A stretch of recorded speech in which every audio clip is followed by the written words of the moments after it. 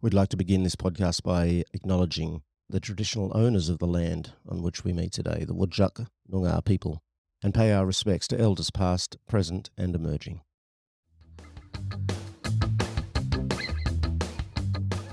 Welcome back, Mel. Here we are again, episode 23 of Talking Couch Potatoes. How are you? I'm good. How are you? I'm not too bad. I'm a little dusty. Yeah. A little bit dusty. Yeah. It's been a big weekend, but I'm excited to get into this episode today because we've got an icon. Yep. We're dealing with an icon here. Yeah, we are. We are. And a really awesome human being that I'm so lucky to call my friend as well. Oh, lovely. It's, a celebrity of the greyhound world. So I'm looking forward to that. But before we get into that, what's new with you, Mel? What's going down? What's the latest? The petition finished. Oh, how do we go? Good. We have decided that we are going to continue it with paper petitions. Awesome. So being that it is a pre-election year, we're going to keep You're going to push that a little bit further. That's right. So we will have some more events and things, and we will hopefully get a tabling date for early October now instead. So if you see people walking around with clipboards and a little bit of paper, put your signature on it. It's really, really easy. Yeah, and we'll be at Woof at Whiteman Park. When is that, Mel? That is Sunday, the 25th of August. Sunday the 25th. So that's next Sunday, I believe. Yes. Yeah, Sunday week. Yep. Woof at Whiteman. So you get to see lots of beautiful houndies. And lots of doggy stuff. Awesome. Yep. There's stuff there for humans as well, but definitely it's more about the pups. More about the babies. Yep. I think my baby boy will be there. Yes, Bo. no doubt. He's an amazing ambassador dog. If you want to just understand how gorgeous greyhounds are, walk around Whiteman and say, "Where's Bo?" And find him. Meet Bo, and you'll fall in love. If you see a greyhound dancing with his bum, yeah. That's Bo. He's doing a scritch. He gets scratched on his bum and he dances just like his does. dad. I do the same thing. He tried to get my greyhound Anna to do it to him the other day. She was leaning on him, on his back, and he was like, "Oh, hang on, you're nearly in the spot." Moved a little bit forward and then kind of started bouncing, and she just looked at him. He's a bit forward sometimes, just like his dad. Actually, she's like, "I've only just met you." Yeah. We're trying to teach him some etiquette, some social etiquette, but he means well. I know. He's a lovely boy. Yeah. Hi, Bo.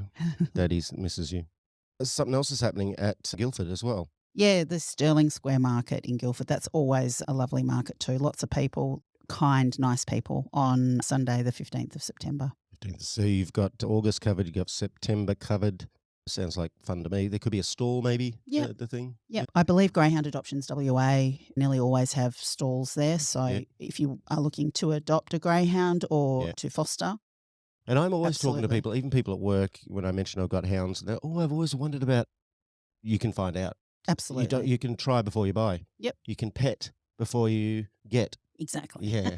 Very good. Thank you very much. Very good. So go check that out. Woof at Whiteman, the 25th of August, and Sterling Square Market in Guildford, Sunday the 15th of September. And just sign the petition, please. Yes, absolutely. Right. If you want to know why you should sign this petition as well, can I point listeners back to episode 20, Mel, where we had a bit of a chat about the Estimates Committee hearing. That's right. And that got into some pretty dodgy stuff, didn't it? Yeah, about absolutely. What goes on. And I think everybody's seen the previous months what's gone down in New South Wales. Right. Don't believe that it doesn't happen in other states. Yeah. It happens in every single state to some degree. Yeah. You know what I think is stunning, Mel, is we already know what's visible is shocking enough. Exactly. The stats that are visible, the deaths that are visible, the injuries that are visible. What we are now realising is that's the tip of the iceberg. Yes. There's a whole bunch of stuff that's even worse that's happening under cloak. And then you notice they tried to revoke it from the public. As soon as they went, oh, shit, we don't want them to see this. Yeah. So imagine what's really going on, yet still that we don't know about. Yeah. It's an ugly, ugly so-called sport. It's anachronistic. Yeah. It's a blood sport based around death and pain. Yes, and also being that it was a vet that brought this to the public's attention yet again. Well done. Then why won't other vets stand up, being that it is in their code of ethics basically to concern themselves foremost about animal welfare? That's always confused me. Yeah. So, if all the vets across Australia that work at the track said, no, we are going to not do this anymore, they wouldn't be able to race. Yeah, right. It's not like, but the dogs would get injured. Yeah. They just wouldn't be able to race. Right. Particularly in WA because it is a government organisation. Yeah. Right. So how about the vets boycott it? My best guess is they're in it for the money. Yeah. Would that be a reasonable supposition? Well, absolutely, because vets that work at the track also have worked at the veterinary clinic here that does the breeding of them. Right. So I always find that difficult is how do you breed them one morning and then go and kill dogs at the track at night? It's odd, isn't it? If there's any vets listening, Yeah. especially ones who maybe have a different viewpoint to the one I'm expressing, I'd love to hear how you can justify contributing, involving yourself in something that seems to go. Do vets have a Hippocratic oath? Yes. Yeah, the human doctor's one is first do no harm. Yep. If There it's is. anything, I'm not sure of the wording, but I know that there is something. right. So how similar. do you back up your Well, vet Hippocratic oath and be involved in this sort of sporting carnage? Don't know. Let's do a dive into that one day. Any vets out there? Come on the show. Absolutely. But we've got a beautiful show today. I'm very, very pleased that we're going to talk to, can I say who it is? It's Kim Oxley. That's right. And who is Kim Mel? Well, Kim is best known as the human servant and toast provider of the iconic Blue the Grey, who sadly went over the Rainbow Bridge in 2022. She does, however, have a role with Animals Australia as its content director. She's a busy mum, and she's also started a greyhound protection charity in memory of Blue, and we get to talk to her today. That's right. Yeah. Looking forward to it. It's going to be neat. Stay tuned. So here we are, Mel. I've been looking forward to this. We get to chat with the mummy of an Australian icon. Oh, definitely an international even. Icon, yeah. Yeah. Basically, the Beyonce Yep. of the greyhounds. greyhound world, Blue the Grey. And we have Kim Oxley with us now. Hi, Kim. How are you? I can't believe it's referred to me as Beyonce of the greyhound world. I don't think I'll ever recover from that, but thank you. That's quite the introduction. Thank you so much for giving us your time today. We feel very privileged to have you with us. And I just want to start off about asking about Blue, your beautiful greyhound. He's been your inspiration, and so many people have loved him. Could you take us back to how did it all start for you guys? Well, thank you so much for having me. I appreciate any opportunity to talk about greyhounds, and I look forward to the next 4 hours of us doing that. With regard to Blue, so he was very much an accident in that I had no intention at the time of adopting a dog. I just lost a dog a few months prior, and I was doing a thing where I was swearing off dogs for a little while. And so I work at Animals Australia, and we were actually in the midst of our greyhound racing investigation a few years ago, and I was very quickly learning about the ins and outs of greyhound racing in Australia. And around this time, my little sister actually just in passing mentioned that she knew some people who had bought a greyhound in a syndicate. And I remember saying to her, you know what happens if they can't win anymore or something happens? She goes, no, they'll look after him, they'll make sure he's fine and what have you. And I said, listen, just keep your ear close to the ground. If you hear anything that happens to him, just take him, put your hand up, whatever, let me know. And long story short, that of course happened. So this dog called Blue broke his leg. They did try and fix it. There were a couple of sort of botched operations along the way. Ultimately, he was never going to be what they call track ready again.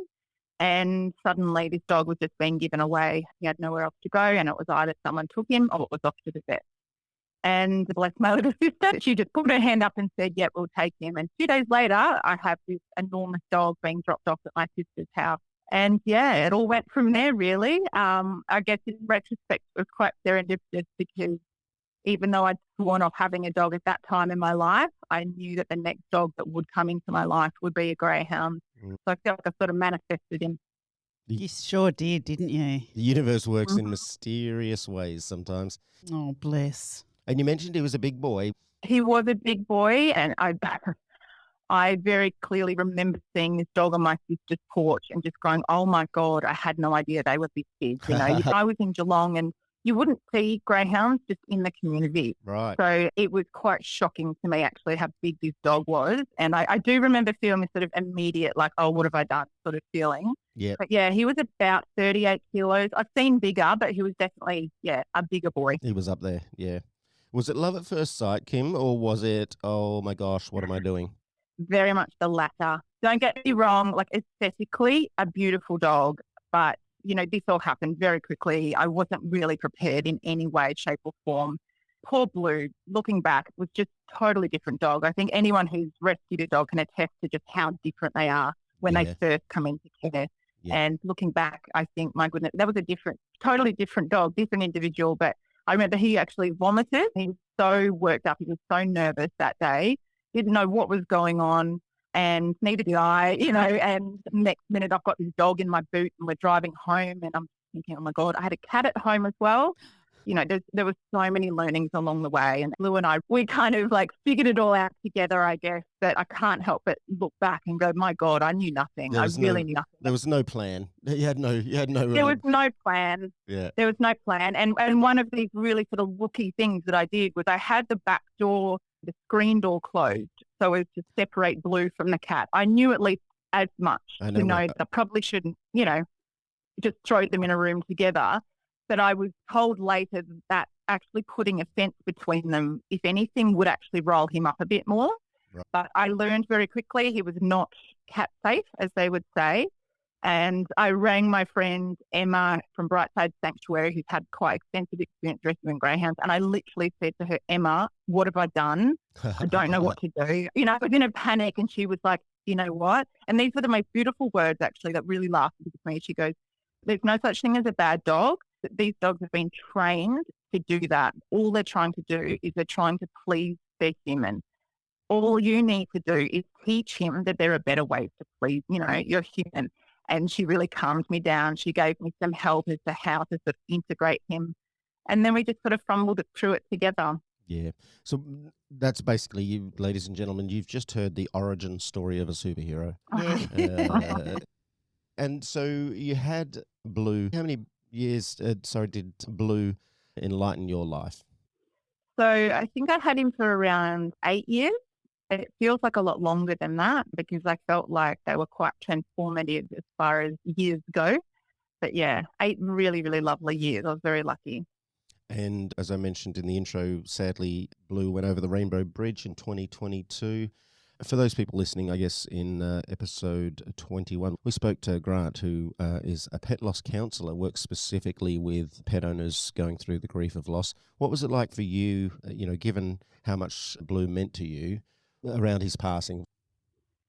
Obviously, it was really difficult, but I also feel very, very privileged and very fortunate in that I had a very unique experience of grief in that it was shared with literally thousands of other people. And not everybody gets that sort of feeling of support and recognition. And I mean, it was heartbreaking, obviously. It was really, really difficult. It was very quick as well. I didn't feel like we had quite a lot of time to sort of get used to the idea, as sadly happens so often. So it was unexpected? Yeah. It was very unexpected. I mean, it was just one of those things where they're a little bit sick one day and a few weeks later, that's it, and it all felt like it happened so quickly. Wow. So yeah, it was really difficult. It was a difficult transitional period, but it was incredible, just the heartfelt messages that we got. And there's something really sort of bittersweet in the heartbreak being carried by more people than yourself. And even just the validation, to be quite honest. And that is something that I think you spoke about in that previous episode. Grief is grief, and it can impact your life irrespective of who it is who has passed. But having so many people acknowledge the impact of that was really, really special. And also just acknowledge Blue as well. I think so many of us, we will have a pet that means so much to us. But to so many other people, it's just a dog, it's just a cat, it's just a whatever it is. But I was so lucky that so many people loved Blue, that knew Blue. And that was really comforting to me to think that his memory is not just going to be held by me, it's actually going to be held by so many people across the world. So it still hits me every now and then just how incredible Blue's community was and still are, just really special. That's so beautiful to hear that. I'm in a weird, unique position myself. I've never really lost any humans so far. It's a very odd situation that I really, really cared about. We've had my beautiful princess Bunny now for 5-6 years. I don't know how I'm going to cope. I've decided, and I whisper to her every night, that she has to live for 40 years. So it's going to be a medical marvel. No one will understand it. But she can't leave because I don't know how I would cope with the loss of my little princess. I can really relate to that as well because I used to sort of joke about that. He's never going to die. Yeah. And I think that's probably something that a lot of people with a really special animal in their lives feel. It's the really sad aspect of having pets is that we know they don't live that long. We know this is such an important part of pet ownership is that those sort of dark times, and we all, I think, live in fear of those dark times. And I think Mel's pointed this out previously that it's the price we pay of them giving us so much love and them being such an important part of our lives. And anyone who's experienced grief sort of tends to say the same thing, that the grief really sort of never goes away. You just get better at dealing with it. Yeah. Well, I'm hoping that day is a while away yet. I hope so too, yeah. And I think what deepens it for me, what I've discovered, I've mentioned on the podcast before, I didn't have really pets growing up, so Bunny was my first puppy love, really. And what I find is it's the depth and quality of the love they give. I mean, love from humans is lovely, but it's mixed with all sorts of things. It's mixed with, fears and doubts and resentments, but the love you get from these beautiful creatures is so unconditional. It's so consistent. It's so available always, regardless, that I've never quite experienced something like that. So the idea of losing that is, it's terrifying sometimes. Absolutely, yeah. On to maybe something a little more hopeful, Kim. You started your own greyhound protection charity in memory of Blue the Grey. Could you tell us a little bit about that one? Yeah, of course. Very happy to. So when Blue passed away, part of that outpouring of grief was that there were lots of people wanting to send us flowers, which was beautiful, and cards. And that was such a lovely gesture from so many of his followers and community. And we thought, well, what can we do to actually sort of pay it forward? What would Blue want? And so we started a GoFundMe, and we said to people, why don't you donate some money to the GoFundMe? And then that way we can pass that money on to actually help other greyhounds. Blue was obsessed with toast. It became a real thing. And so we said, why don't you donate, the equivalent of a piece of toast in Blue's memory? So we suggested a $5 donation. I really genuinely thought we would get about $1,000, and I was going to be really stoked if that happened. We ended up reaching nearly $130,000. Oh. Yeah, it was just incredible, really, and Wow. a really wonderful, slightly overwhelming, but a really wonderful experience. I want to pause you there. What was that like, coming into this thing thinking, oh, I'll raise a nice little grant and that'll help someone out? As you watched it grow like that, what did it do to your head and your heart? And it was overwhelming in the best possible way, and truly it was actually the loveliest distraction. I think in those first few weeks after his pass, I completely channeled everything I had into this, and we did media and we're absolutely swamped with messages from people, and it was a wild time, but a really beautiful time. And the fact that so much money came in sort of changed things a bit too. So it meant suddenly, we've got $130,000, and there are so many amazing greyhound groups in Australia and so many people doing such good work. And we had to think about how we're going to best divvy the money up, essentially. And so we started a fairly informal grants program, and I brought on a few very trusted colleagues and friends to help with the assessment of that. And we had organisations around the country apply as part of that funding, and we were able to then distribute every cent of that to greyhound protection and advocacy and rescue groups around Australia, which was a really, really special experience. But it was also a really educational experience for me. So going through all of these applications and I guess having just a better understanding of the costs associated, particularly with rescue, was actually shocking. And for me, it just made me realise, my God, these dogs are being churned out by this industry. They're being completely overbred, they're being used up, and then they're being discarded at the end. And a lot of the onus on their ongoing care, if they're lucky to get out, falls on the community. And here we have these rescue groups that are having to get really expensive dental work done, invest in rehabilitation and supplies and all sorts of things. And meanwhile, this industry is just going on about its business, this, billion-dollar industry. And that for me was sort of a real turning point. And I thought, God, how come we're having to raise money just to get these dogs into a home and just to get them, give them access to sort of this basic level of care, while there's billions of dollars being churned about through the greyhound racing industry just to generate gambling profits. It was really a moment for me, and I thought, we've got to do something about this. It was kind of a moment where I thought, well, I think we've got something here. I think Blue's built something here, and I want to continue whatever that is in the best way that we possibly can to try and just shift things a bit. So we're sort of working up the other at the other end rather than being left to clean up the industry's mess. Let's start working a bit harder at the other end to stop these dogs ending up in that position in the first place.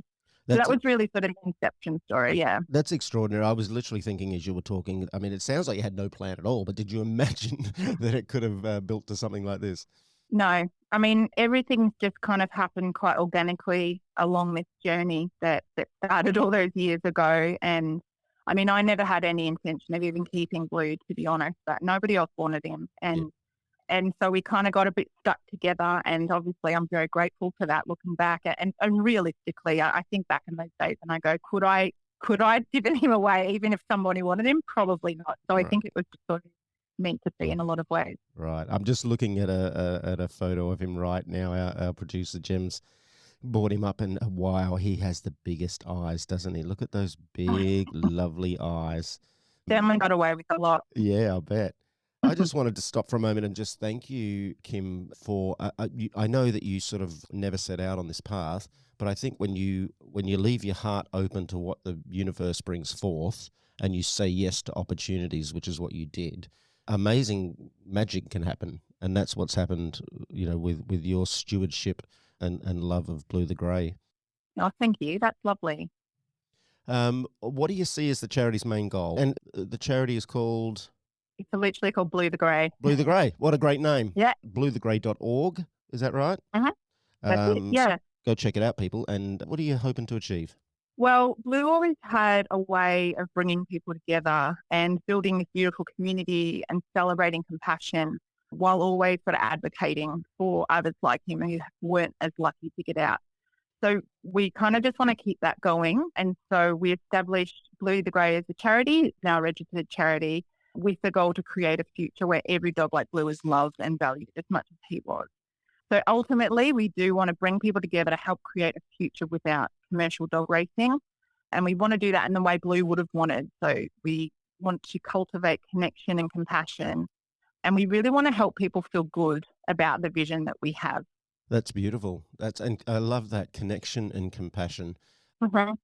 I think it's really important for us, and something we're really focused on is, I guess, trying to, and this is so important, through connecting with people, so wherever anyone is on, whether it be on the political spectrum or in their belief system. I'm really passionate about trying to find a way to talk to those people to find a place of common understanding and sort of build from that. Because ultimately, I think that the vision we have, which is of a world that doesn't celebrate commodifying these beautiful dogs to generate gambling money, it's going to be better for the dogs, it's going to be better for people, and it's going to be better for communities. And I think that that's the place that we need to build from. I love that. I've said to Mel, and I think we agree 100%, even with this podcast, we really invite people with opposing viewpoints to come on. I think we get stuck when we move into our tribes, we move into a position of attacking the other, as denigrating the other. I find it hard to relate to people who are pro-racing. I really do. But I'd like to have a conversation and understand how they come to that perspective. And through that conversation, perhaps we can enlighten each other in some way. Obviously, I firmly believe that through that enlightenment, there'll be an understanding that this can't continue. I think if we look at it objectively, how many this year have died on the track in WA, Mel? 28 now. 28 dogs are dead. 28, yeah. Countless injured. Yeah. But we welcome people with opposing views to come and have a chat to us to work out how they're arriving at a position that says this can continue for the sake of chucking a bet on. Absolutely. Kim, how can people who feel like they want to support your charity, how can they do it? What are the means by which they can support you and obviously then support Blue's legacy? Yeah, sure. Thank you so much for asking. I guess probably the obvious one is that people can donate if they're able to do that. We're still in the building process at the moment, so we're really sort of seeking startup funding to really get things rolling. But otherwise, just even staying connected. So people can go to bluethegray.org, sign up to our email list, and we're on all the socials pretty much. So I would welcome anybody connecting with us in that way. In terms of supporting Blue's legacy, there's probably a couple of other ways to do that too that maybe are not so directly related to our charity. One of those things would be, I guess, supporting ambassador dogs, for lack of a better word. So many people talk about how special Blue was and unique. Of course, I'm biased and I totally agree with that. But the truth is all of them are. And I try and remind people, like every single greyhound and dog for that matter, they're all the same in all the ways that matter. They all seek companionship and love and comfort. They all feel fear and pain, and they all deserve to be valued as individuals and not commodities. And every dog is an individual with their own likes and dislikes, as we all know, and they're just also deserving of the best life. So while they're being brought into the world with the sole purpose of generating gambling money, sadly, we know they're going to continue to suffer in ways that would appall, I think, most caring Australians. So I would imagine you probably have lots of listeners that have their own rescue greyhounds, and lots of people are already doing this. But I just want to emphasise the role of these quote-unquote ambassador dogs just can't be understated in the world of greyhound advocacy. So just like getting those dogs out in the world, talking about them, sharing their story, using social media if that's something that people do. Those dogs that are out in the communities just through simply being themselves, they just play such a vital role in helping to connect people with how beautiful the dogs are. And I think that once people are able to do that, they implicitly start to understand the inherent suffering that comes with greyhound racing. So it's just so important. I would just encourage people, like, get your story, get your pitch right. So when you're down at the dog park, you know, people will always ask questions about greyhounds and want to come and talk to you and pat them and what have you. There's just so many opportunities to be able to advocate just through enjoying life with your dog. And that's sort of where things really started with Blue. So I really recommend that. You are singing my tune there, 100%, Kim. Absolutely singing my tune. That's what brought me from the dark side to the enlightened side, was just meeting. I met them, and once you meet them, once they say hi to you, our little boy Bo is an ambassador dog. He gets out there, and I've seen it time and time again. People look at that face, and they're turned just by seeing this beautiful. Bunny can't be an ambassador dog because, frankly, she's a prissy little princess. But Bo is fantastic. And I guess that's another really good point, like coming back to the fact that they are individuals. Not all of them are big, bouncy, dorky, friendly, outgoing, extroverted dogs. And quite a lot of them are the opposite, you know. And so even if you've got a dog that maybe is not super excited about going to the dog park, or is maybe not super social or what have you, still being able to tell their story as well, linking their experience and their individuality with their story. It's really about having those conversations with people. I'm a big fan of the seed planting, and you just never know where you can take someone just by having that conversation. That's lovely. If I may offer one more thing, just in terms of supporting Blue's legacy, is I like to encourage people to live a life like he lives. So without judgment, with a love of people and forgiveness in his heart. You know, he had been through a lot in his life, and he still was able to forgive. And I think I've heard a lot of other greyhound rescuers and dog rescuers say the same thing, that the capacity for forgiveness is just beyond anything I think that human beings are often capable of. But it's also, this has been really important for me, especially on social media, which can be a pretty silly place sometimes, but also talking about issues that can be quite polarizing, as we know greyhound racing can be. Yeah. I try and channel, you know, what would Blue do? And truthfully, like, there's so many things he would actually be totally unaffected by, bless him, that might rile me up. So that's always just innately calming. But at the end of the day, he saw the best in people. And dogs tend to. They see the best in human beings. And he just lived every single day completely being authentically himself, just living his life.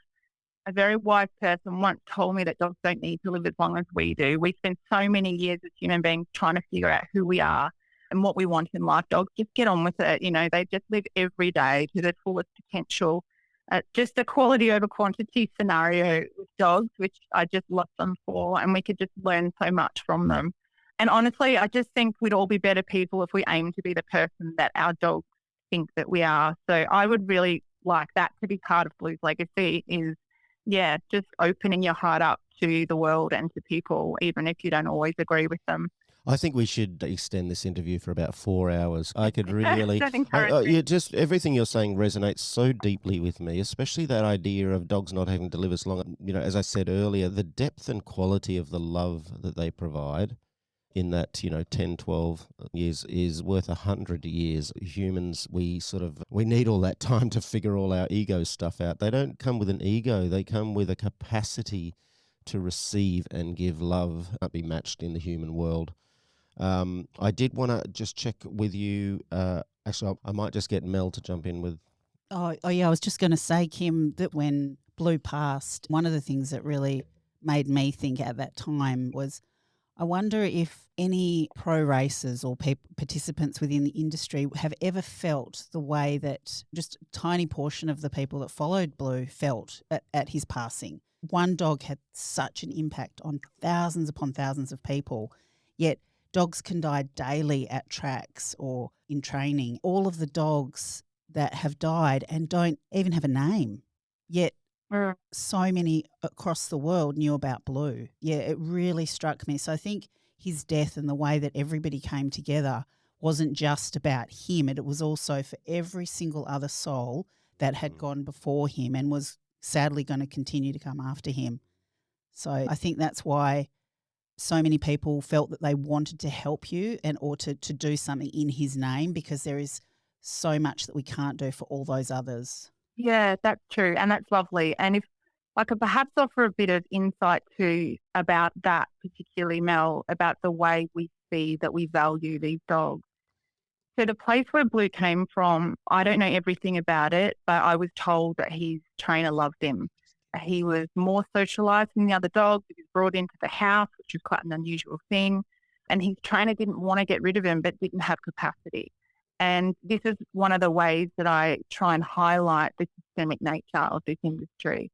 He essentially was bought by a syndicate, and then he was farmed off to a trainer. There was no one in that little package that was ultimately accountable for this dog's life. And so when it didn't work out, he just found himself with nobody there. That trainer did, from what I've been told, love this dog. But this trainer worked in an industry that teaches you that that love has a limitation. They don't earn money anymore, right? And that, to him, that was his job. And so something that I think is so important to the work that we do is realising that there's kids that are being brought into this world. There's kids that are being brought into this culture of treating these animals as if they're commodities. And that's what they learn. They grow up and they see their parents do it. They grow up in communities where that's popular and that's normal, to go down to the dogs, and that's where you hang out with your friends. Yep. And that breaks my heart to think that children are being brought up desensitized, and even to celebrate this system that is so inherently not in the interest of animals. And as we know, ultimately not in the interest of communities and people, for the harm that it also causes. This is a cultural shift that I think we need to talk about, Absolutely. And that's why the governments and the clubs still advertise it as family friendly, because they want to continue, there's nothing wrong. It's family friendly. It's fun entertainment for everybody. Yep. Which it's not. It's just not.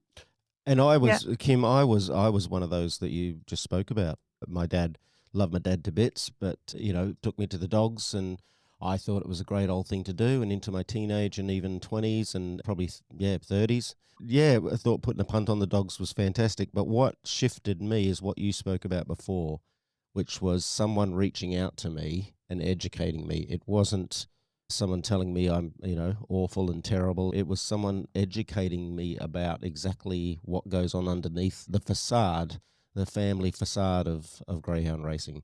So I just really resonated a lot with your idea of what would Blue the Grey do, that unconditional kindness, that unconditional assuming the best in others, because I wasn't a bad person. I was just a bit ignorant. So I hope that, I wish your charity all the best, bluethegrey.org. If people are listening again, go to the website. I think we should probably have Kim on again for the next 7 episodes. Absolutely. I'll make myself available to talk about dogs anytime you like. Oh, you've really touched me personally, Kim, because there's a real sense of not only passion in what you do, but when you mentioned connection and compassion, that really struck me as that's the way forward. If we can build compassion in people for these animals and connect divergent voices, but we can't just preach to the choir constantly. And I know advocacy groups do so well, but we have to reach out and convert some people. That's how we're going to move forward, I would imagine. Would you agree with that? Absolutely. And I think we know that most people in Australia love dogs.